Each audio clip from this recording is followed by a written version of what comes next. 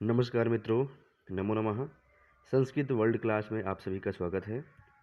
जैसा कि आप सभी लोग होंगे कि हमारा जो वैदिक यानी वेदों का काल निर्धारण, तो वेदों का रचना काल हमारा जो शिक्षा शास्त्री बीएड का जो हमारा सिलेबस है, उसमें हमारा पहला विषय है वैदिक वाङ्मय। तो वैदिक वाङ्मय में सबसे पहला यदि हम बात करें तो वेदों के रचना काल की आती है। तो आज अनेक आचार्य हुए हैं जिन्होंने अपने अनुसार वेदों का रचना काल कुछ माना है। तो इसी क्रम में हम सभी आज क्या करेंगे, वेदों के रचना काल को पढ़ते हुए चलेंगे। तो सबसे पहले आते हैं पाश्चात्य विद्वानों की यदि हम बात करें तो सबसे पहला नाम आता है प्रोफेसर मैक्स मुलर का। तो प्रोफेसर मैक्स मुलर कहाँ के थे, इनके बारे में जान लेते हैं। जन्म स्थान इनका जर्मनी था और 6 दिसंबर 1883 को इनका जन्म होता है और मृत्यु हो जाती है इनकी 28 अक्टूबर 1900 यानी इंग्लैंड में इनकी मृत्यु हो जाती है। मैक्स मुलर ने कौन कौन से ग्रंथ लिखे और क्या आधार माना, ये इसके बारे में जानते हैं। तो प्रोफेसर मैक्स मुलर ने सन, थोड़ा सा मैं हाइलाइटर या पेन भी ले लेता हूँ साथ में, उसका प्रयोग करते रहेंगे, ज़्यादा सही रहेगा।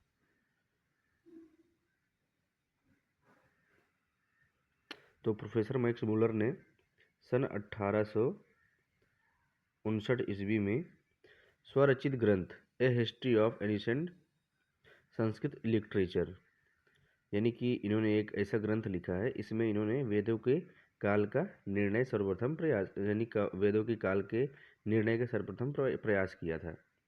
दूसरा हम बात करते हैं कि इन्होंने और क्या काम किए हैं। तो इन्होंने बौद्ध धर्म को आधार बनाकर वेद के काल का निर्धारण किया है, यानी इन्होंने आधार किसको बनाया है, बौद्ध धर्म को। उसके बाद बात करते हैं मैक्स मुलर के अनुसार सर्वप्राचीन ऋग्वेद की रचना 1200 ईस्वी पूर्व यानी विक्रम पूर्व हम कह सकते हैं में हुई होगी, क्योंकि विक्रम से लगभग 500 वर्ष पूर्व उदित हुआ बौद्ध धर्म वैदिक वाङ्मय की सत्ता को स्वीकार करता है। अब देखो, इन्होंने जो तर्क दिया था बाद में ये अपनी गलती मान लेते हैं। फिर बात करते हैं कि प्रोफेसर मैक्स मुलर ने समग्र वैदिक काल को 4 भागों में बांटा है। 4 भाग कौन कौन से हैं, तो सबसे पहला आता है छंद काल, मंत्र काल, ब्राह्मण काल और सूत्र काल। अब इसमें प्रत्येक युग की विचारधारा के उदय तथा की रचना के लिए इन्होंने 2 वर्षों का काल माना है, कि मतलब अंदाजा लगाया है कि प्रत्येक का हम 2 वर्षों का अंतर, प्रत्येक में 2 वर्षों का अंतर मानते हैं।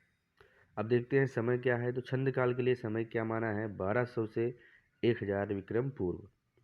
ये आपको नोट करते चलना है, क्योंकि ये आपका यूजीसी नेट जेआरएफ सभी जितने भी संस्कृत से संबंधित एग्ज़ाम हैं हायर लेवल के, कोई एंट्रेंस एग्ज़ाम हो गया, तो वेदों के रचना काल से ज़रूर प्रश्न आते हैं, चाहे वो मैक्स मुलर का हो, चाहे विंटरनित्ज का हो, चाहे वेबर का हो, चाहे जेकोबी का हो, या तो फिर हमारे बाल गंगाधर तिलक जी का हो। तो इसलिए आपको ये सारे नोट करते चलना है।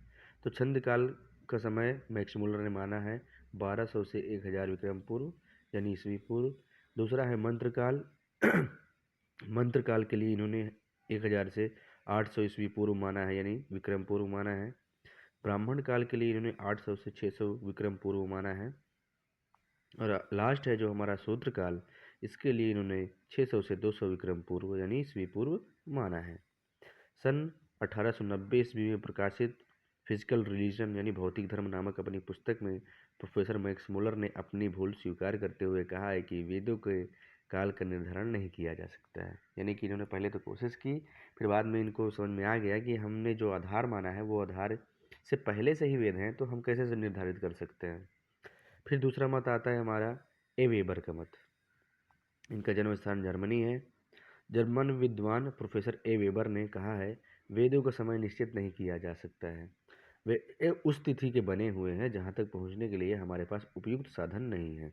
सही बात है, इन्होंने सही सीधा सीधा बोल दिया। पर फिर भी इन्होंने क्या कहा, प्रोफेसर यह भी कहते हैं, वेबर यह भी कहते हैं कि वेदों के समय को कम से कम 1200 ईस्वी पूर्व से 1500 ईस्वी पूर्व के बाद कथम स्वीकार नहीं किया जा सकता है। यानी कि देखा जाए तो पहली बात तो इन्होंने ये बोला कि हमारे पास ऐसे कुछ चीज़ें ही नहीं हैं जहाँ तक हम मतलब निर्धारित कर सकें कि कब के बने हैं वेद। फिर क्या कहा कि 1200 ईस्वी पूर्व से और 1500 ईस्वी पूर्व के बाद हम स्वीकार ही नहीं कर सकते हैं। अब हम बात करते हैं, प्रोफेसर वेबर की पुस्तक का नाम है हिस्ट्री ऑफ एंशिएंट लिटरेचर, और दूसरी इनकी पुस्तक का नाम है द थिंग्स ऑफ वेदास। ये इंपॉर्टेंट है, आप इसको याद करते चलेंगे तो ज़्यादा सही रहेगा, नोट करते चलेंगे। फिर आता है तीसरा मत हमारा डॉक्टर जैकोबी का मत। डॉक्टर जैकोबी का मत है, इनका जन्म स्थान 11 फरवरी 1850 जर्मनी में हुआ था। जर्मन विद्वान जैकोबी का वैदिक काल विषयक सिद्धांत ज्योतिष की आधारशिला पर अवलंबित है, यानी इन्होंने भी किसको आधार माना? ज्योतिष को आधार माना। मैक्स मुलर ने किसको आधार माना? मैक्स मुलर ने बौद्ध ग्रंथ को आधार माना। अब बात करते हैं जो जैकोबी ने माना था, तो इन्होंने बाल गंगाधर तिलक के मत से मिलता जुलता हुआ ही मत अपना दिया है, क्योंकि बाल गंगाधर तिलक ने भी ज्योतिष को आधार माना है। सॉरी। डॉक्टर जैकोबी ने कृत्तिका और वसंतपाद के आधार पर वेद मंत्रों का रचना काल 4500 से 3000 ईस्वी पूर्व तथा ब्राह्मण ग्रंथों का रचना काल 2500 ईस्वी पूर्व के पश्चात स्वीकार किया है। यानी इन्हें जैकोबी ने क्या किया है, इन्होंने बोला है कि हमारा जो वेदों का रचना काल है वो 4500 से 3000 ईस्वी पूर्व के आसपास है, पर ब्राह्मण ग्रंथों के लिए इन्होंने 2500 ईस्वी पूर्व के पश्चात स्वीकार किया है। अब बात करते हैं अपने भारतीय विद्वान बाल गंगाधर तिलक के बारे में। इनका जन्म स्थान 23 जुलाई महाराष्ट्र में हुआ था। अब लोकमान्य बाल गंगाधर तिलक ने ऋग्वेद में उपलब्ध ज्योतिष विषयक साक्ष्यों के आधार पर वेदों का काल 4000 से 6000 विक्रम पूर्व स्वीकार किया है। अब तिलक जी ने भी वैदिक काल को 4 भागों में बांटा है, जैसे कि पहले मैक्स मुलर ने 4 भागों में बांटा था, अब यहाँ पर बाल गंगाधर तिलक ने भी 4 भागों में वेदों की रचना काल को बांटा है। पहला है अदिति काल। अदिति काल के लिए इन्होंने समय जो बताया है कि 6000 ईस्वी पूर्व से 4000 ईस्वी पूर्व तक का समय इन्होंने अदिति काल के लिए माना है। यहाँ से बहुत प्रश्न बनते हैं, आप इसको याद कर लीजिएगा कि अदिति काल के लिए क्या समय है, मृगशिरा काल के लिए क्या समय है, कृत्तिका काल के लिए क्या समय है और अंतिम काल के लिए क्या समय है। तो अदिति काल के लिए 6000 ईस्वी पूर्व से 4000 विक्रम पूर्व इन्होंने माना है। फिर मृगशिरा काल के लिए 4000 ईस्वी पूर्व से 2500 ईस्वी पूर्व तक का समय इन्होंने माना है मृगशिरा के लिए। फिर तीसरा है हमारा कृत्तिका काल के लिए। कृत्तिका काल के लिए इन्होंने 2500 से 1400 ईस्वी पूर्व का समय इन्होंने माना है।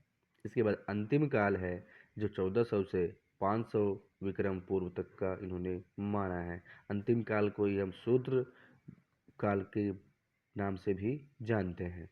ठीक है, तो ये थे इनके हमारे बाल गंगाधर तिलक के द्वारा प्रतिपादित जो वेदों का रचना काल है, इन्होंने 4 भागों में बांटा है और चारों के बारे में हमने देख लिया है। अब बात करते हैं एम विंटरनित्ज की मत की।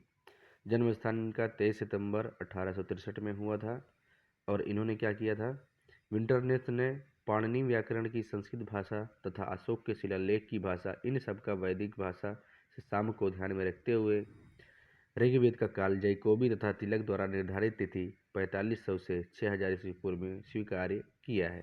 यानी विंटरनित्ज ने क्या माना है, तो वैसे तो 4500 ईस्वी पूर्व ही लोग बोलते हैं, पर इन्होंने क्या कहा है कि 4500 से 6000 ईस्वी पूर्व के बीच में स्वीकार किया है। तो ये था विंटरनित्ज का मत। इन्होंने किसको आधार माना, तो इन्होंने अशोक के शिलालेख, व्याकरण ग्रंथ, इन सबको आधार ग्रंथ बनाकर इन्होंने जो निर्धारित किया समय वो है 4500 से 6000 ईस्वी पूर्व। अब भारतीय पाश्चात्य विद्वानों ने भी इसका कुछ समय भारतीय परंपरागत विचार में भी कुछ विद्वान ऐसे हुए हैं जो वेदों को रचना काल को मतलब बताने के प्रयास किए हैं। तो इसमें बात करते हैं, भारतीय परंपरावादी विद्वानों के अनुसार वेदों का काल निर्धारण करना मूर्खता ही नहीं बल्कि असंभव है। कुछ लोग तो सीधा बोल दिए हैं कि हम वेदों के रचना काल का समय ही नहीं पता कर सकते हैं, पर महर्षि दयानंद जी ने सृष्टि के आरंभ से ही वेदों की सत्ता मानते हुए आए हैं। इसके बाद है भारतीय दर्शन में भी हम वेद के विषय में देखते हैं, वहाँ पे बहुत सारी चीज़ें मिलती हैं, जैसे कि अपौरुषेयम वाक्यम वेदः, यानी कि कोई पुरुष के द्वारा ये नहीं लिखे गए हैं। वेदांत भी वेदों को नित्य मानता है, शास्त्रयो नित्यत्वाद।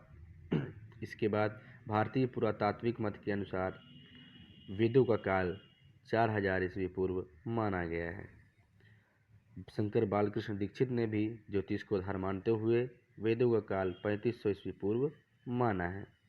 तो इस प्रकार हम जो हमारा महत्वपूर्ण विषय था आज का, वेदों का रचना काल, ये आपको कोई भी एग्ज़ाम हो, संस्कृत विषय से संबंधित, चाहे एंट्रेंस एग्ज़ाम हो, चाहे आपका हायर लेवल के एग्ज़ाम हो, वहाँ पे ये ज़रूर पूछे जाते हैं वेदों का रचना काल। तो इसलिए आप सभी ध्यान से इनको याद कर लें और कम से कम 1 या 2 नंबर की व्यवस्था आपको इससे पक्का हो जाएगी आने वाले एग्ज़ाम के रिज़ल्ट में। तो उम्मीद करता हूँ कि आपको वीडियो पसंद आया होगा। वीडियो यदि पसंद आया है तो आप इस चैनल को लाइक शेयर सब्सक्राइब करें और अपने मित्रों को भी शेयर करें ताकि उनका भी फ़ायदा हो सके। ठीक है मित्रों, मिलते हैं नेक्स्ट वीडियो में जल्दी आगे के भाग को लेकर। तब तक के लिए नमस्कार, नमो नमः।